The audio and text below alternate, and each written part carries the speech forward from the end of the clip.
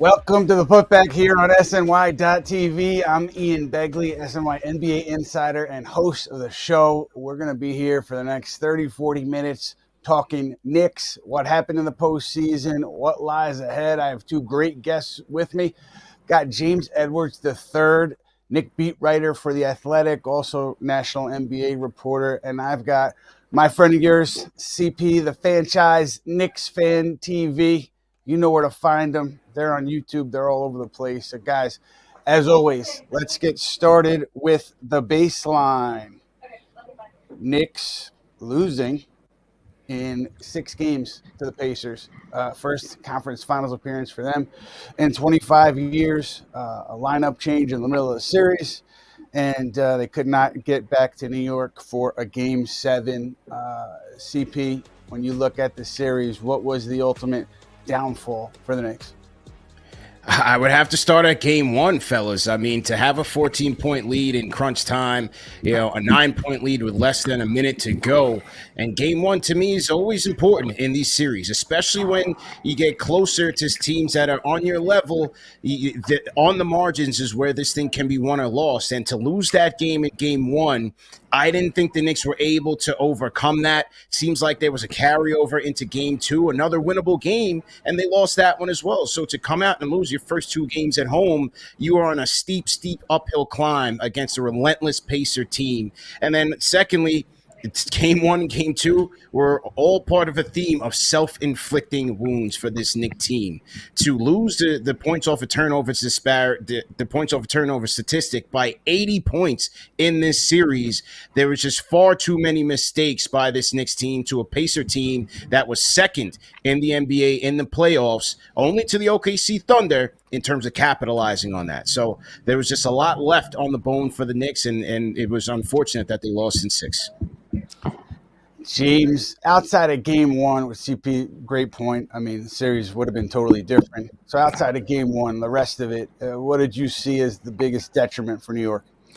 I think it's kind of been the microcosm of their whole season, which is the Knicks couldn't put together multiple near perfect games in a row, right? Like, I think you look at this team, there would be instances where we look at them like, man, they really can defend at a high level. When it happens, it's beautiful. They can get the ball moving. They can play fast. When they do it, it's beautiful. But they just struggle to always do it 2 times in a row. And in a series like this, against a team like this, you have to be able to string together a little bit more consistency. And I think we saw in Game 6, the defense was nowhere near as good as Game 5. The turnovers continued. The offense wasn't as good. This is a team that its biggest flaw was its inability to have consistency from game to game. And I think it hurt them, right? Like CP said, the rhythm of the series was thrown off in game 1. The Knicks should have went into game 6 probably up 3-2, right? Obviously, how game 1 will go is you never know how it impacts the games after that. But just for lack of just to not make everybody's brains melt, like the Knicks should have went up 3-2 going into game 6. They lose game 1, the rhythm's thrown off, and this is a team that, again, has not consistently put together near perfect performances in back-to-back games, and I think that was their demise. I'll just quickly echo you guys. I mean, I thought that the turnovers obviously was the killer in Game 6 and really throughout the series. You want to beat good teams. You have to take care of the ball. They were pretty good most of the year at being a low turnover team, and it just kind of unraveled in the worst possible times for them over the course of this series. And CP, you look back at this thing, the 24-25 season, success, missed opportunity. How do you view it? Total missed opportunity. I think we can be proud of this team and the history that they've made and making the Eastern Conference Finals for the first time in 25 years. But coming into this season, for me, that was my expectation, was to get here. And it was always looked at as Boston is the bar. You get past Boston, you should be right there on your way. So to get past Boston and then to go up against Indiana, and look, give credit to the Pacers. They were an excellent team on both ends of the floor. Look at how they dispatched the Cleveland Cavaliers in the quickness. The New York Knicks should have been on guard from there. But again, with the turnovers, the defense, I mean, the way that Indiana is able to take the ball off of a make and turn that into quick points. The Knicks defense was just not playing at a championship caliber. And so every year is not guaranteed. And even though we can say that, the last 3 Eastern Conference finalists ended up making it to the finals, you can't rely on that. You have to execute and take things when the opportunity is there. And I just thought that the Knicks missed out. Yeah, James, you were around the team all year. Obviously, you're talking to everybody. And based on that and based on what you saw, your impressions of the season? I think ultimately we have to view it as a success. As CP mentioned, first Eastern Conference Finals in 25 years, most wins in the regular season in over a decade. They found a fabric, they found an identity as the postseason played out as this resilient team that doesn't give up, right? And that's something New Yorkers can get behind. But ultimately, it is a missed opportunity. If you would have told Knicks fans or even the Knicks, right, they get to the Eastern Conference Finals and Boston and Cleveland are at home, who should be the favorite to get to the NBA Finals? It would be them, and they didn't. And credit to the Pacers. I don't know how many people realize this Pacers team was probably the 3rd or 4th best team in the NBA from January 1st to the end of the regular season. Offensively, they figured things out. They played fast. Defensively, they turned things up a notch. This is a really good team, and I know obviously everybody had their eyes set on Boston. They had their eyes set on Cleveland, but Indiana had really found its footing when it mattered most. And so you look at the Knicks, ultimately, this is a missed opportunity. You can't guarantee that you'll be back here. And they had relatively good health all year. Yes, Mitchell Robinson didn't play most of the season, but their core group pretty much played all year. Jalen missed 1 month in March and April. March until the end of April. Start of March until the end of March. I apologize. Mm-hmm. And they had relatively good health, and they had opportunity to get to the NBA Finals, and it fell short. So it can be both, and I think it is both.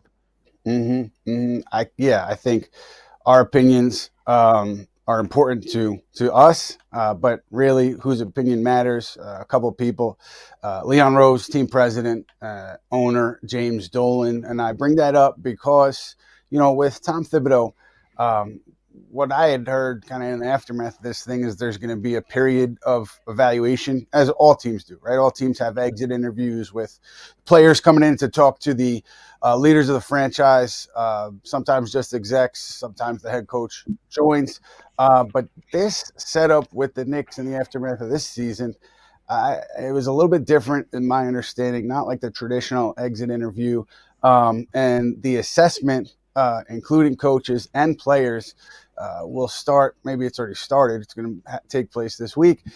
And then one of the prisms through which the evaluation is going to take place is, do you help us win a championship? Do you prevent us from winning a championship? Obviously, that's the ultimate goal. And, all teams will always say that. But I think with the Knicks, I don't know that the universal view there is, hey, let's have a party. We made the Eastern Conference Finals. We pushed it to Game 6.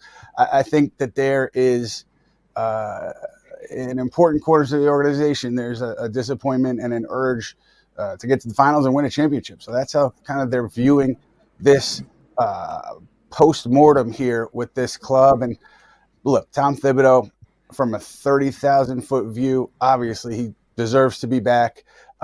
Coached the team to an ECF. They haven't been there in 25 years. He's also got an extension with, I think, $30+ million guaranteed on it. That's right there on the table. So everything kind of points to Thibodeau being back. But given this evaluation period, to me, it's a question mark until we hear otherwise. And CP, Tom Thibodeau's performance against Indiana, what did you see? How would you rate it? Mixed bag. I would say probably out of 10, I would say a 7. From the hesitancy to go deeper into the bench when you're going up against an Indiana team that is going to be relentless in utilizing their bench to keep up their energy and keep up their pace.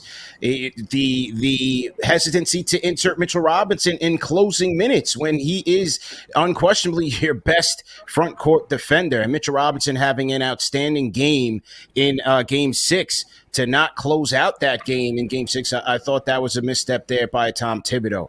I thought Rick Carlisle did a great job of exposing a lot of the Knicks' weaknesses in terms of their lack of ball handlers, and their lack of ball movement and player movement. And, the constant missteps by this Knicks team, especially with their transition defense, whether it was off of a live rebound or a make, that we saw all year long was never improved on, was never fixed. So some of those lack of adjustments, I think you can attribute to Tibbs. Now, he wasn't the guy out there that was turning the ball over left, right, and center every single game. So the players certainly bear some of that responsibility as well.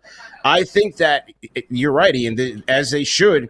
Everybody should be evaluated. All options should be on the table here. And I think the Knicks could really go out there, or should really go out there, if they're going to bring Tibbs back, find an offensive coordinator. Find an assistant coach that he can truly consult with, rather than funneling all of the power and all the decision-making to him. They need somebody in there that can help keep this offense moving, especially with Brunson and Towns as your two-headed all-star monster. You look at teams like, Memphis made that type of investment, although it didn't work out for them. I think this is a situation here that the Knicks have to strongly consider. Chris Quinn is out there. He's front runner for the Phoenix Suns job. Is he a guy, coming from that Spoelstra tree? Is he a guy that maybe the Knicks can push a big bag to? And maybe bring back Johnny Bryant. But I don't think the Knicks should go back into next season, if Tom Thibodeau is the head coach, without considering strongly bringing in an offensive coordinator. One quick note there before we get to James. Tibbs, he's got his own tree, and he's got people that he trusts and wants around him. And I think, if you're outside that tree, if it's up to him, you're out. You're not going to be brought in. But maybe it's a situation where the Knicks say, hey, you have to shake up your bench. But I think if it's up to Tom Thibodeau, I would assume that bench stays the same. So it'll be interesting to see how it plays out. James, your read on the coach and the temperature there. Let's just start there. Yeah, I think Leon Rose wants him back. Jalen Brunson, even what else is he supposed to say publicly? I think even if you asked him privately, he very much wants Tom Thibodeau back. So he has support. And I think the wild card here, obviously, is the owner. And what does he want to do? And what does he view as acceptable and not acceptable? I think ultimately we get so caught up as NBA fans, as analyzers of the game, in instant gratification. But kind of the Knicks are on this trajectory in which was similar in Denver. And I wish there were more teams like that, where it's like each year you make progress. You get closer and closer to the ultimate goal, and then eventually you get there. And to do that, you need time. You need a leash. It's not like the Knicks have taken steps back under Tibbs. They've only gotten better. They've only progressed. I obviously understand that there are people, and rightfully so, maybe want to see more 5-out on offense, right? Maybe a way to stagger Jalen and Cat sooner than they did, so you don't have two defenders with limitations on the floor in the most throughout a game, right? But ultimately, players are buying in. The organization, the program is going forward. They're winning more the next year than they did the previous year. And I think that's just hard to move on from. I think Tibbs, and credit to him, I thought he experimented during the postseason. We saw Mikal Bridges leading the offense when Jalen Brunson sat. We didn't see that a ton during the regular season. He went to Landry Shamet and DeLon Wright, and it worked, and it helped the Knicks stay competitive in the Eastern Conference Finals. He inserted Mitch into the starting lineup. He took chances, he took gambles, whether it was too late or not. That's up for people to decide. But he did take risks that helped the team move forward. And I think in totality, for the most part, these players like playing for him. They see the progress they're making every single year, and I think it's hard to move on from that. Personally, I think Tibbs deserves to come back. Yeah, I mean, to me, logically, he comes back, but I'm where I am is until we hear otherwise. It's wait and see, and I truly think that it is an evaluation period now for Thibodeau, including everybody else. And let's get to the stars, right? Because we talk about the head coach a lot, but the stars, to me, Game 6, you didn't get enough Jalen Brunson. From Brunson, you didn't get enough from Towns. And when your two best players don't deliver in those big games, it's going to be hard to win. So we could go through the rest of the roster. We could go through the in-game strategy, go through what Indiana did to force the issue. But if you're not going to get what Jalen Brunson has with the level that he's established for himself. If he's not going to play at that level, same thing for Towns. It's going to be difficult to win if both of those guys are not going to do it. CP, what are your thoughts just in terms of what we saw in the postseason from those guys? Yeah, I thought from Jalen Brunson, outside of maybe game 6 and a few games here and there, I thought he was outstanding in this postseason. I mean, you look at the game 6 win, that buzzer beater against the Pistons on a Sore Thompson, or that game winner rather. Some of the crunch time performances against the Celtics, game 6 against the Celtics as well. He was strong, and look at the adversity that he came up against in terms of the variety of strong winged type defenders that he had to score against every single series. In game 6, unfortunately, against Indiana, I got to give Andrew Nebhard and Neesmith, those guys, a lot of credit because they harassed him relentlessly in that game, 94 feet every single time, whether he was on ball or off ball, just staying physical with him. And look, those 19 points that he scored in game 6 surely was not enough from Jalen Brunson to help get the Knicks to win. Also, defensively, I thought Rick Carlisle did a great job of forcing Jalen Brunson to make decisions, and it did not work out so well. And that was part of the issue. The big question that remains for the Knicks is whether it's Brunson or Towns, can you win with your two best players being your two weakest defenders on the team? How do they do that? Is it staggering those guys more earlier, as you said, Ian, because it seemed like when they did stagger those guys, both had opportunities to lift this team up. But ultimately, it just wasn't there. And for Karl Anthony Towns as well, offensively, he just was not there. And then defensively, the Siakam assignment was very tough for him. The transition defense also suffered a lot with Towns on the floor. And so while we can definitely say that Karl Anthony Towns, he did have strong games for the Knicks, especially on the offensive side, I think when you look at the two-way performance, neither one of them were relatively strong. And for James, we spent a lot of time around Karl. He's very, friendly with media, open to chatting, things like that. What I want to ask you is, moving forward, he's here. What needs to be better from a team standpoint to get the most out of him? No, it's a great question. And I want to say first, too, it was an honor to be able to cover Jalen and Kat. Not just from how great of players they are, but how good of people they are.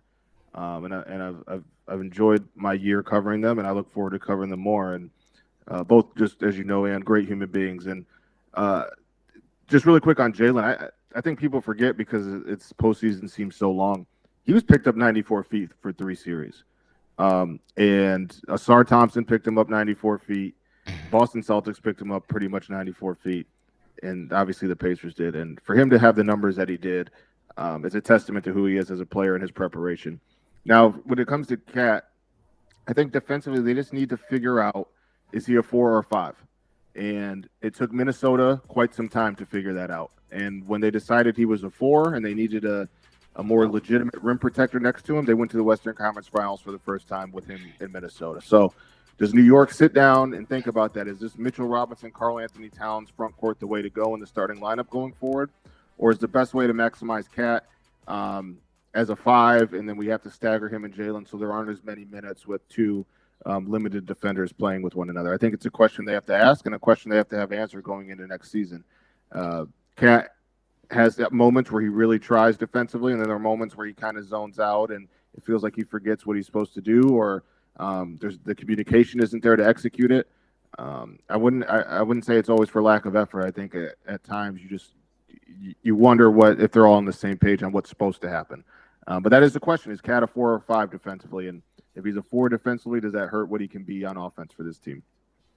Yeah, you saw a little bit in the Indiana series. Maybe it was too little too late. Who knows? But you did see a sample there with Robinson and Towns on the floor together, and it makes you wonder what it's going to look like next season. I want to say something quickly on Jalen Brunson too, because look, no one is above criticism. He understands that criticism comes with the job, and he welcomes it. He welcomes the good and the bad. That's what he always says. I think that I've seen some fans just question whether the Knicks can win with Brunson or might be a championship level team with Brunson. And respectfully, you haven't paid enough attention over the last few years. If that's your take, if your take is we got to get off of Jalen Brunson because he can't help us win a championship, the guy does everything that he can to be at his best for the organization, and he's a leader, and he has winning habits. And so, I'm not going to claim that I know him really well, but I do know, just being around, he's got the right habits to lead and to give you his all to try to win a championship. That's his goal. And so the idea that you move on from him because he's not a guy that's going to help you win, it doesn't make any sense to me. I just wanted to get that off my chest. And also, we're not even talking about, an Eastern Conference Finals playoff success without him. It basically started with him. And so, that's where I want. Just seeing the idea of him being a total scapegoat doesn't make a lot of sense to me. Anyhow, I'm off my soapbox. CP, when you look ahead, do you want to see Metro Robinson and Karl Anthony Towns starting front line? Should it be Towns back at the 5 next year? What do you think, just based on what you saw this year? I don't think they can win legitimately with Towns at the 5 long term. You guys have heard me. You guys have heard my rants. I've been asking for Mitch to be back in the starting lineup since the playoffs started. And whenever he got in, we saw tremendous results. Now, the Pacers also did a great job utilizing their speed to kind of neutralize those guys. And, Mitch was not perfect, but he certainly had a lot more stronger games than he did weak in this series. And I just don't believe that with Towns at the 5, with the lapses that he has, that they can be a legitimate championship caliber team. I also think Mitchell Robinson will help tremendously on the rebounding side in terms of getting the Knicks second chance opportunities and limiting those second chance opportunities of the opponent. So, that is why Mitchell Robinson was so vital for this group. He had a tremendous year coming back from the injury. It just seemed like every week, every game, he just kept improving, kept getting better and better. We saw how he just seemed to be in peak shape, especially in that Boston series where he was all over the court. And again here against the Pacers. So all you can hope for is that he remains healthy and he can stay healthy and come back into next season from training camp on even better. But Mitchell Robinson, one thing that I was happy about was that he got his flowers finally on the national stage with this game, with this series being covered on TNT. I do appreciate the fact that, you got to see 6 games of what Mitchell Robinson could really do on the national stage. So he certainly deserves that as the elder statesman of this team. Yeah, he impacted the game in a big way. Before we transition fully from Karl Towns, James, I want to ask you, I believe it was you and Fred had a piece in The Athletic right after the season ended, a lot of interesting details about many different topics, but including Towns and some players being frustrated by his approach on defense. What did you learn there? Yeah, and I don't think it was much of a secret. I think if you watched the Knicks throughout the season, you would see players talking to Cat, forcefully kind of hand animations like "get up" or "where are you supposed to be." I don't think it was. If anybody paid attention, I don't think it's much of a secret. And I want to make this clear. I don't think it was anything malicious on Towns' part. I don't think Cat was going out there and willfully doing the opposite of what he was asked to do. I think that there was poor communication issues throughout the team for most of the season. I think he was maybe a little slow to react in situations, and he doesn't have the greatest athletic abilities to recover when he does have a blip mentally, and when I mean mentally, just maybe forgetting what he's supposed to do in a certain situation and trying to make up for it with athleticism. Like Karl Anthony Towns is a very smart person, a very great guy, but I do think anybody that watched noticed that there were very clear defensive communication issues with the point of attack pick and roll defender in the back line. And you could see it. I mean, there was even a play in Game 6 where DeLon switched onto the rolling big man for the Pacers, and Cat was in drop, and Tyrese steps into a wide open 3, and you can see DeLon kind of throw his hands up like something was supposed to happen there that didn't. So I think that's just the biggest thing is like, it's not that he didn't take defense seriously. I saw some people improperly aggregate that. That's not what we had in our story. It's that he was understanding of the importance of everybody being on a string and doing it as one in these moments, in these winner go home moments. Much different. And I think that there are issues there that they have to figure out. Can you win with Carl as your back line of defense, or do you need to get another center next to him, and how does that impact his offensive ability? And Ian, similarly, just to add to that, I'll give you another example. And again, this is not to pile on Towns. He had a great season for the Knicks, but just to have open and honest conversations in terms of how he fits here defensively. I'll give you another example when they were in Golden State facing the Warriors, and again another winnable game. I had a fan call in, my guy. Shout out to Eugene from the Bay Area. He's sitting right behind the Knicks bench. And he called. There was a sequence there in that game where Towns in the drop gives up 2 back-to-back threes to Stephen Curry. And he told me how the Knicks bench and the players are imploring Towns, get up more on the level. And he's sitting there in the drop. So those are some of the frustrating things that it's not surprising, because those of us who have watched Karl-Anthony Towns throughout his career, those defensive lapses have followed him here. And on top of that, the fouling, lack of discipline. That's been who he is. And so those are some of the things that are frustrating, and hopefully you can only hope that from here on out he can improve, but that's who he's been for most of his career.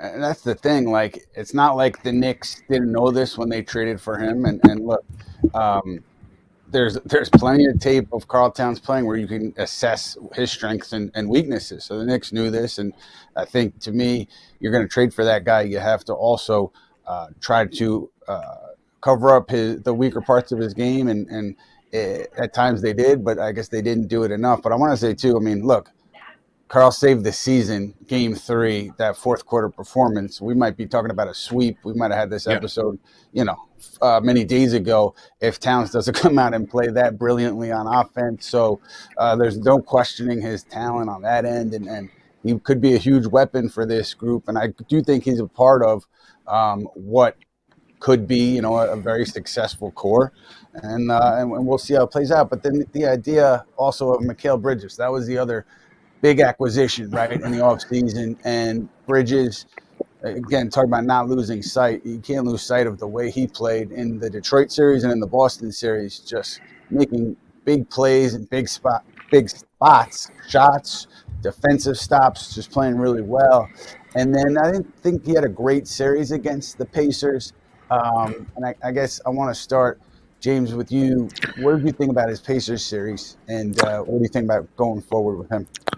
Yeah, I didn't think that he had necessarily the level of physicality consistently at the point of attack that he needed to have.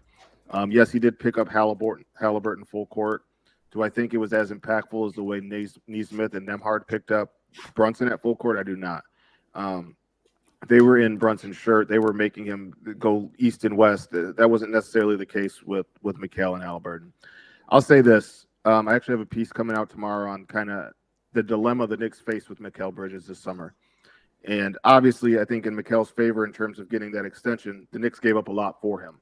And I think it would be bad optics if they decided that he's not worth the extension or anything of that nature.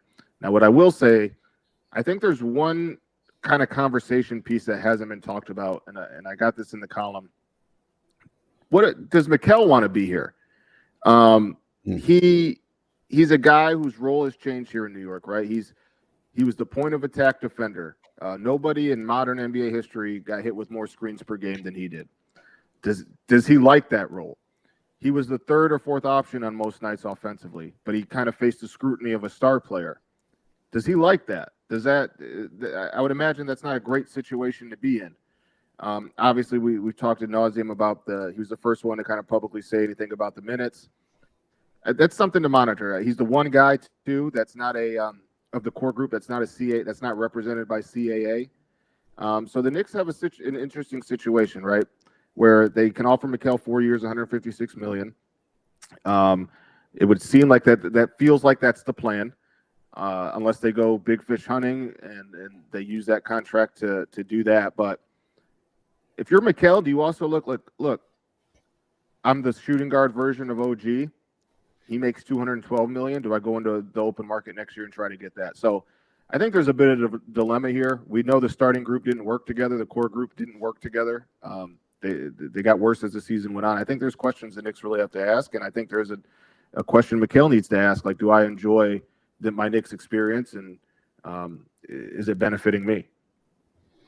And I think you bring up a good point that people don't really talk about. And I do think that there was an adjustment period for Bridges, and I think for the whole starting five. But I know that in the postseason, particularly, he really his willingness to do whatever it took to win and his buy-in impressed people internally in a way that maybe it wasn't that to that level in the regular season. So what he did in the playoffs, I think, really stamped him in terms of a player that they would like to have going forward. Again, James, unless they go big fish hunting, and we'll see. CP, I want to ask you your thoughts generally about OG, but also if you just in a hypothetical had to pick Mikal or OG moving forward in some kind of trade that brings back a starter, who would you pick? Well, I think if you're trading Mikal Bridges, you may be selling a little bit low at this point. I do believe OG Anunoby would field a much stronger package, whether it's for a bigger fish or for a couple more smaller supporting cast mates. But I thought both those guys had some shining moments throughout this year. OG Anunoby is very strong. You talk about the 40-point game against the Denver Nuggets, his ability to shoot the three. He showed you some shot creation ability, and especially when the Knicks needed it in some of these games throughout the playoffs. And yes, he certainly had his moments of struggle, but I do think he would be the stronger participant in a potential trade, even though I'm not looking to trade him. I hope that the Knicks do not trade him because I think he is very important for this team. And hey, let's give him a lot of credit. Outside of the foot injury, which didn't derail his season by any stretch against the Lakers, OG Anunoby had a healthy season. I mean, he played through the whole playoffs. He played majority of the regular season. He had a good year overall. Mikal Bridges, I thought James had some great points there just in terms of the adjustment to the role that he had to play here. And does he want that role going forward? You could ask a legitimate question whether or not Mikal Bridges is a true starting two guard with this team and with this core. Or do you need to slide him down to the 3, OG at the 4, and then figure out where you're going at the 5 as a cat at the 5, and you try to bring in a legit 2 guard that can put Josh Hart on the bench? But I'm with you, Ian. I thought what we saw from Mikal Bridges, especially in this playoffs, we saw the grittiness that New York was really looking for from this guy, especially in the Detroit series and in the Celtics series. The Pacers series definitely left a lot to be desired, and look, it was an up and down season for him. I thought the most interesting one was when the quote came out about Tibbs and Tibbs going with the starters, not much of the bench. And then that night, it's Mikal Bridges with the game winner against the Lakers. Nobody does storylines like the New York Knicks. So for him, it was interesting, man. Very much so. James, CP talked about the starting 5, and we covered it. You covered it a lot. We talked about it in the playoffs. Really going back to January 1, maybe even before that, they were minus 1.2, I think, net rating for the rest of the regular season. And then the playoffs got even worse. I think they were minus 50 before Tom Thibodeau made that starting lineup change. Just within the context of Josh Hart, do you think, is it in the Knicks' best interest to roll this starting 5 out again, assuming everybody's back, or do they have to figure something else out with the starting group? I have a tough time with this because I understand from a basketball perspective why inserting somebody else for Josh Hart in the starting lineup makes sense in terms of spacing and utilizing that, right? But I also think that there is value in having somebody who's willing to be low maintenance and having somebody who's willing to push the pace and having somebody who's willing to do the dirty work, right? Like no team is perfect. If they were, we would be talking about them as multiple champions and in the finals every year. Like there's always, every team has something that could be improved upon in terms of the aesthetics, right? But Josh Hart provides something that very few people on this roster and in the NBA, quite frankly, provide. And the dude plays his ass off every single night. Up until lately, he was shooting the 3-ball well in the postseason. He was willing to take them in the postseason. I think people forget that this is a guy that was dealing with knee stuff back at the All-Star break. He got basically a cut above his eye. His eye was swollen, and then he dislocated his finger. So this is a guy that's been playing through a lot of stuff. And it's not just like stuff that just popped up. The knee thing has been has happened for a while. And if people remember, he missed a few games right outside of the break. So he clearly, it feels like something took place during the break if he had to miss some games right out of it. So this is a guy to me that I understand why Tibbs rides with him, man. Like, it's hard to get guys like that who are willing to put in that type of effort every single night. And of course, every player has its flaws. But I think there's a way to get to the next level with Josh Hart in the starting lineup, but you'd have to work around some stuff around him. And I don't know if some people see that worth it, but I find value in those type of guys. CP, for you, Miles McBride, should he start? Mitchell Robinson, should he start, or should the starting lineup remain the same, assuming everybody comes back? No, I would look to make a change to the lineup. And listen, I'm a huge Josh Hart fan for all the reasons that James listed, the low maintenance, the intangibles, the grittiness, a potential triple-double on some nights. But it was just what was unfortunate, especially in this Pacers series, it was a nightmare series for Josh, and he admitted as much, because not only was the decision-making just woeful with the turnovers, and some nights 5-6 turnovers. It was really bad for him. Also, his defense suffered a lot, especially in that game one, critical moment in game one, where he lets up a backdoor cut to Andrew Nebhard, who was able to score there. That almost sealed the game for the Pacers in that Knicks collapse. And then while the three-point shot was not there, where he excels is in transition, as James said, but even then, the decision-making was not there. The confidence was not there. Being tentative on his drives, passing up drives to opt for three-point shots to guys like Delon Wright, who that's not really the moment that you want to trust that guy. And so I thought Josh Hart really got caught up in a nightmare series. I think the question is worthwhile asking with the knee injury. Will his game deteriorate a little bit more here? How will his game age as he goes through the next few seasons with the New York Knicks? It might be worth their while to have him come off the bench and be that bench spark, and seriously consider either Miles McBride for the spacing or Mitchell Robinson for the defense to get back into it. But I thought both of those guys should have gotten way more minutes in this series to try to help close things out for the Knicks. That was the one thing with Tom Thibodeau, not one thing, but one of the things with Tom Thibodeau in this series. When he went to the bench, he expanded the rotation. I asked him about it after Game 6. I said, what was it about that moment that you chose to do it? He actually pushed back and said he didn't expand the rotation. But I disagree, because he talked about Shamet being in the rotation in the Detroit series, but that wasn't the case. Shamet was in there for Game 1. I don't think he got a bunch of minutes after that. So there was an expansion there, and there was, in doing that, kind of leaves you open to question, well, should you have done this earlier? Should you have had these guys playing in the regular season to where there's some more familiarity?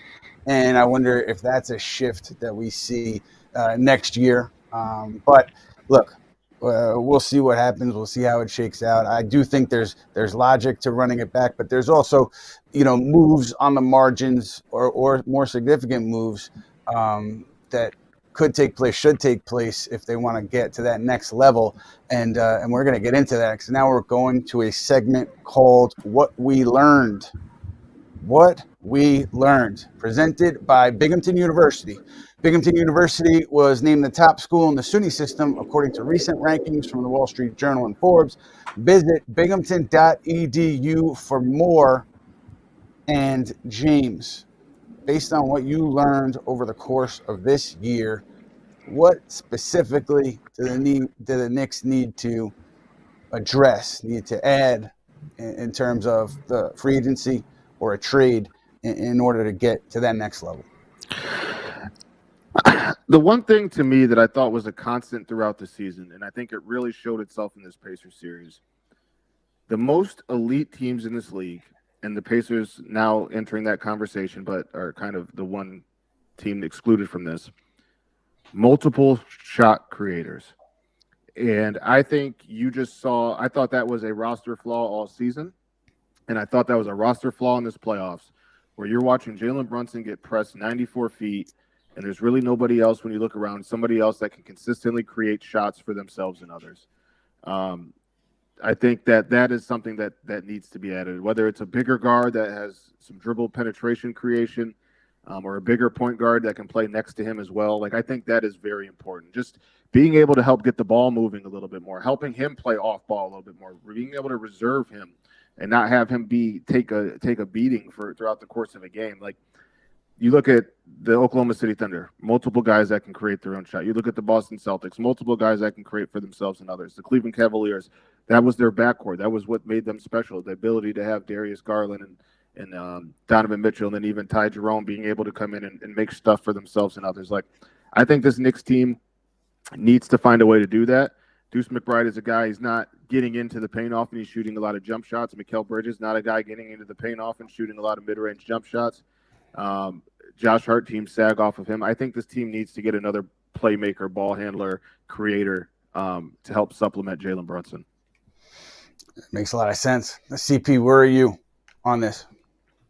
Yeah, I'm 100% with James. That was the one biggest weakness that I thought Rick Carlisle did a great job of exploiting, especially in Game 6. The Knicks have had trouble all year with pressure defense, with athleticism that kind of chokes off their ability to generate plays for each other if it's not Jalen Brunson. That's why I wanted to see them see alternatively, could they have generated a little bit more offense by utilizing Karl Anthony Towns a little bit more, but we just didn't see it there. Also on the bench, there's lack of ball handling, shot creating. As James said, Miles McBride, that's not really his game. He's better off ball in catch and shoot situations. Yes, every once in a while he can step into a mid-range shot, but overall you just didn't have a guy that can go out there and get you a bucket. And so is that improvement going to come from within? I continue to look at Pacome Dadier and look at a guy like that and say that in year 2, they need to see if he can make a big leap here. I'm going to be at Summer League. We'll be at Summer League, and we'll see if he can start there. But his ability and at the wing, both defensively and offensively from a shot creation standpoint, is he a type of guy that can get them there?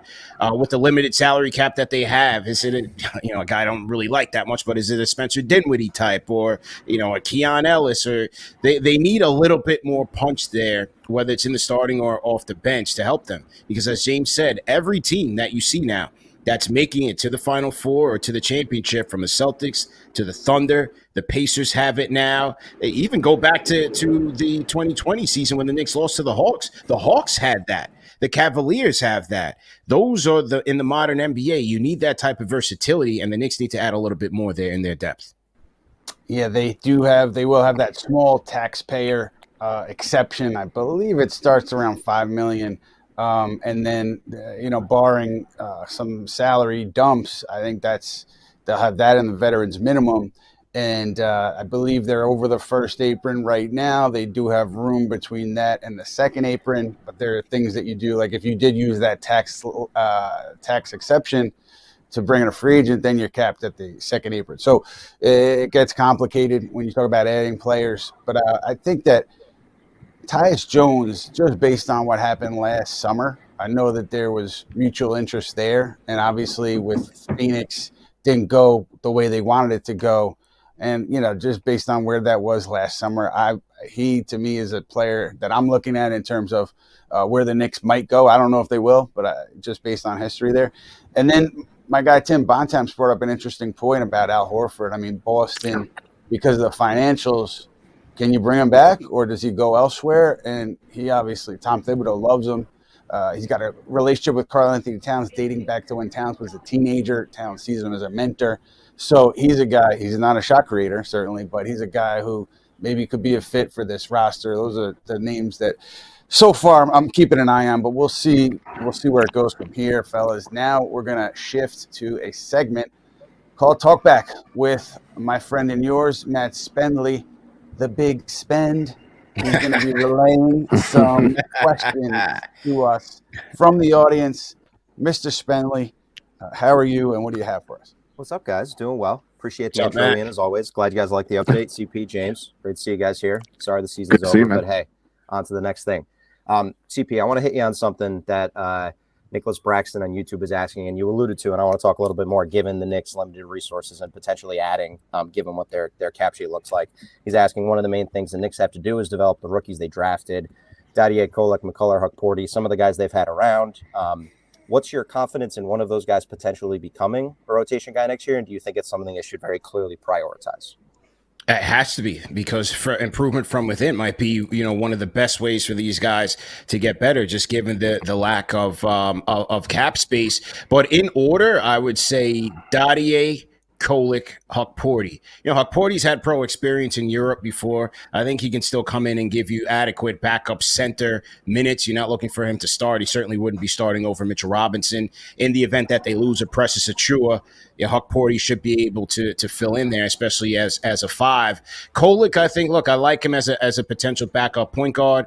He certainly needed to work on his shot when he got his limited minutes and he got his opportunity with Jalen Brunson out. He can play make in his sleep. He just needs to continue to get bigger, work on his defense and his shot creating for himself instead of being a little bit too unselfish there at times. But it's really Dadier, man. That's the guy who I want to see. Can he take it up another notch?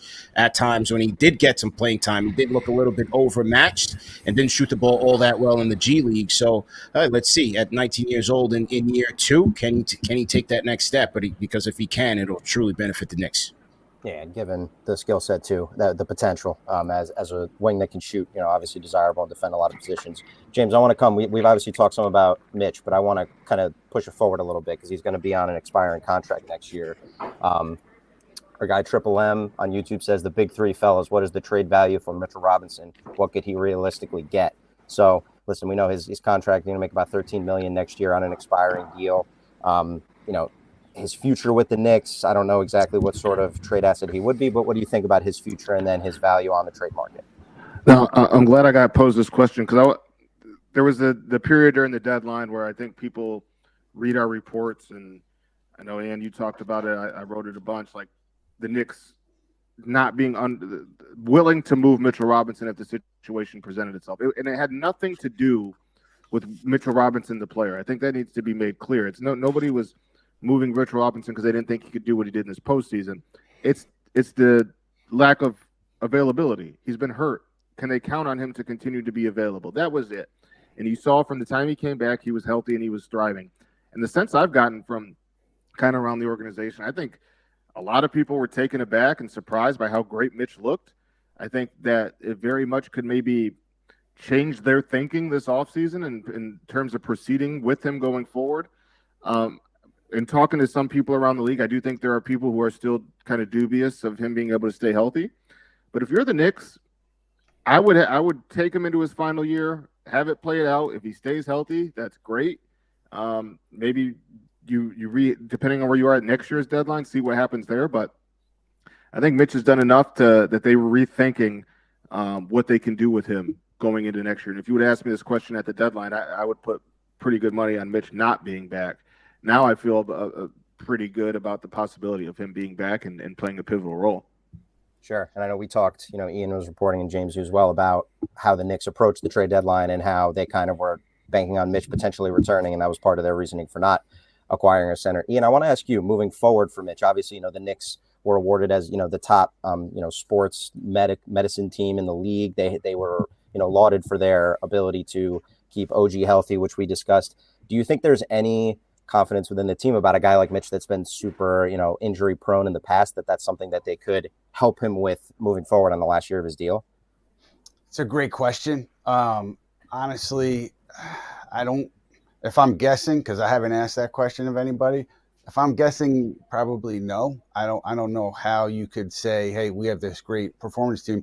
This is going to prevent a player who has an injury history from potential future injuries. I don't know.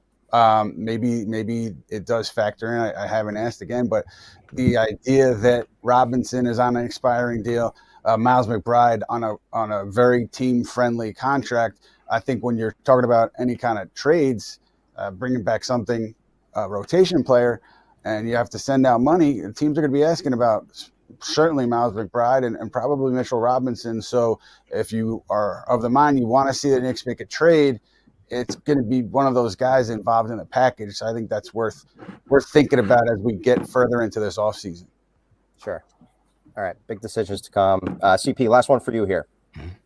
Our guy Joel O'Neill on YouTube says the Pacers ran it back last year. I think we should do the same.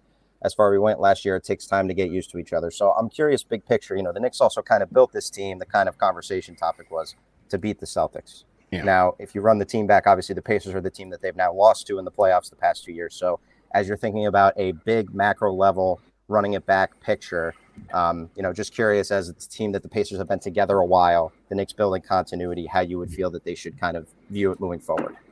Yeah, I mean, continuity is certainly important, especially when you're looking at, the year-over-year improvements that the Knicks have made. I think it was James that brought that up. You can't discredit that. They have improved every year for the most part under Tom Thibodeau and in this Leon Rose, Jalen Brunson era that we're in.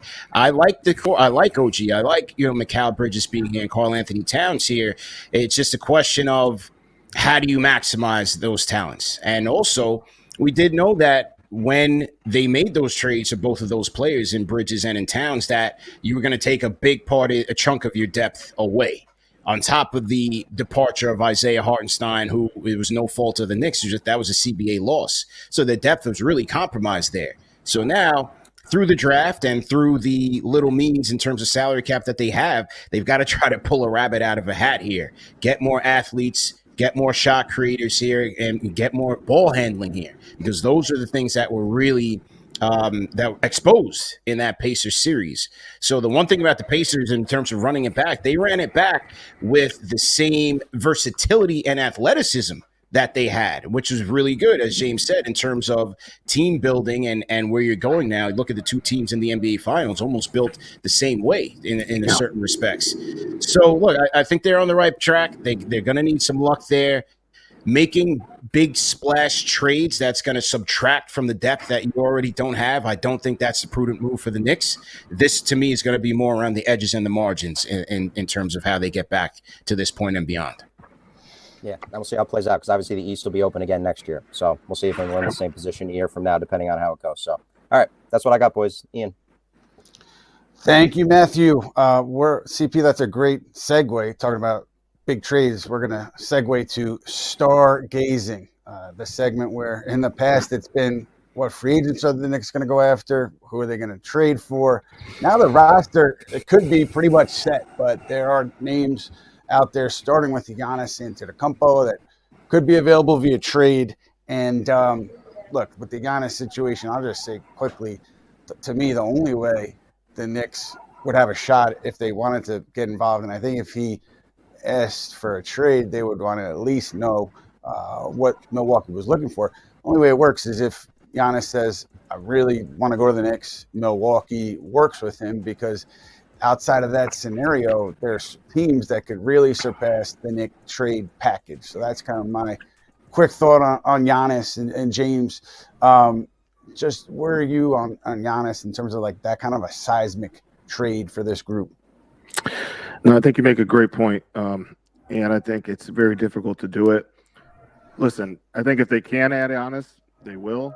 I don't see how that happens without a third or fourth team involved. They just don't have the draft capital. They lost the rest of what they had basically in the Mikal trade. And I think there's a point where Milwaukee puts their foot down, like, okay, like Giannis, like, we'll try to get you where you want to go and we'll make sure we do our best. But we also don't want to be stuck. Like, if we're going to trade you, we're going to rebuild. And we need some stuff to be able to kickstart that. I'm not sure the Knicks can offer that up. Ultimately, I think Giannis would check a lot of boxes for the Knicks. We'll talk about playmaking for himself and others. Is there anybody better at that? And then you add defense in the same vein. Like, we're talking about arguably the best player in the world. So that's certainly a situation that I think is far-fetched. And I'm with CP. I'm just not sure that getting rid of two players, maybe three players for even a player of Giannis's caliber makes this team better. Like, the lack of depth, what would likely be the lack of shooting if they went for a move, if they had to trade one of Mikal and OG or both or whatever, right? Like, I think they're kind of stuck in their way. I think the big thing they need to ask themselves, if we make a trade, can we turn one of these players into multiple players, whether two or three, that help us balance out the roster a little more? I think that's kind of where they end up ultimately landing, but it's the Knicks. We've talked about it, Dan. I think we both wouldn't be surprised if they went big fish hunting, so we'll see. Right. And then the other other player out there, CP, is Kevin Durant. He should be out there. My read on him still, I think it's unlikely. Even if the Knicks go big fish hunting, Maybe they'll talk to Phoenix, but I think ultimately it's unlikely that he lands here. More unlikely than even Giannis Antetokounmpo. And so, but you're of the mind that forget about KD, forget about Giannis. Let's stay the course, basically, right? Am I wrong about that? Yeah, I don't like the vibes with the KD thing, man. And that's not a basketball reason. I just, even though this locker room, as was reported, there was some friction there. I just don't like the vibes of adding a 37 or he's high up there in the 30s to Kevin Durant, who you can pretty much factor in that he is going to get injured over the course of the year with some sort of lower extremity injury, whether it's a calf, a hamstring, a foot, a toe, whatever it is. Look, he's had a lengthy year. He's logged a lot of miles. And yes, he is a shot creator and still a killer that the Knicks could use. I don't like that at the expense of a younger Karl Anthony Towns to risk that type of trade. I do think that the Phoenix Suns will trade him. I just don't like that fit here for the Knicks, unless you're talking about just like a 1-year rental. You would still have to go out there and pay him eventually anyway. So, I think it's a risky move for KD. For Giannis, hey, if they got lucky and they were able to, trade a Towns for him, sure, he would check off a lot of boxes. But if you're asking me to trade both Karl Anthony Towns and OG Anunoby or Mikal Bridges, then how much better are you really getting? Yeah, it's. I'm sure it'll be debated among the fan base if those guys do eventually get moved. But I agree with you guys. Basically, just don't see either one as likely, even in the unlikely context of acquiring a star via trade. Guys, we're gonna hit final thoughts. We're wrapping here. I want to know if you were Leon Rose, you're Brock Aller, you're Gerson Rosas, you are Frank Zanin, you're Walt Perrin. I mean, I could go on and on because they have a huge front office. But you're leading a meeting with those guys, and it's your call to use that mid-level exception or to target somebody in a trade. CP, who are you going after? Yeah, I liked your name in terms of Tyus Jones, Trey Jones. What's going on in Minnesota? How is Minnesota going to deploy some of their assets? Are they going to re-sign Julius? Can some of those guys, can a Nickeil Alexander-Walker be had here? I think he's probably going to have a much better market, but those are some of the names that I'm looking at there. Keon Ellis, around those names. I did see the Chris Paul stuff. I think it's a little bit too late for that. He's a little too old there, but I'd like to see them get some athleticism off the bench, ball handling, and somebody who can create a shot for their own. So those are some of the names I like. James, do you have a name in mind? I still wonder how they address the front court thing. I wonder if they go and maybe re-kick the tires on an Isaiah Stewart. Just to maybe see what they can do, whether that's see if they can add depth elsewhere by maybe moving on from Cat, or if they decide to move on from Mitch and supplement other places, right? Like maybe they go there and see what they can do. In terms of just like a playmaking wing, I haven't really thought of anybody's name. Like I would maybe kick the tires on Alonzo Ball, see what's there, see what you can do. I think the way he's developed into a 3-point shooter, I think that would be a nice complementary piece next to Jalen Brunson. So, yeah, I'm interested to see what they do, but I think we all kind of know what they need. Ann, can I ask you a question? Can I have the floor for 20 seconds? Please, man. Of course. I just want to say, first off, thank you to you for it's my first year in New York, covering the league for 7 years. We talked here and there when I was in Detroit, but to get to know you, we sat next to each other at games. Thank you for welcoming me on the beat and just your friendship. I'm happy to call you a friend. I appreciate everything about you. And then also CP, being a dean of Knicks Twitter, being one of the first people to reach out and it kind of welcome me into the audience. Like, I really appreciate that. So I just want to say thank you to you guys as I wrap up my first year here in New York. Man, it was tremendous to get to know you, James. There's a seating flow in the media area. And whenever my card was next to James, I was like, all right, this is great. We'll do work, we'll talk hoops, we'll make some jokes, and it'll be a good time. Well, except when I went downstairs and I didn't transcribe. I know you hate me for that, but other than that, I'll just say this quickly. When the shot went down, Tyrese, game one, man, you and I just flew back with our hands, and we were like, "Whoa, what the just happened?" It was shocking. Yeah. Shocking stuff. Yeah. That was me as well, being in the building. But now I'll just echo those sentiments, man. As we wrap up the season, this is probably like year number 5 or 6. Just collaborating with you, Ian, on SNY and the Putback. I always give Ian a lot of credit. He was the first, from a major media outlet to really embrace the Knicks Fan TV independent movement and really, bring us aboard. So I really appreciate that and always collaborating and working with you. And James, man, officially welcome to the beat. You got your first nickname through Knicks Fan TV. Yes. We call you Trilogy, man. Yes, sir. So I'm glad you were able to experience that, and we appreciate your coverage this year with The Athletic for sure. Appreciate you guys, man. Man, hey, thank you guys, both of you, for today, for all year. Your insight, it's invaluable. Your time, we really appreciate you here at the Putback, and also to our audience. We're going to be back talking off season, analyzing moves that get made, don't get made. But really appreciate every one of you for being here with us over the course of the season. It was an interesting season to cover. I hope you guys found some insight in the show, and I always appreciate you being here. And so that will do it for us on this season recap. Again, we will be back at some point later in the off season, and we hope to see you then. But in the meantime, everybody enjoy the next few weeks here, and let's see how the finals play out.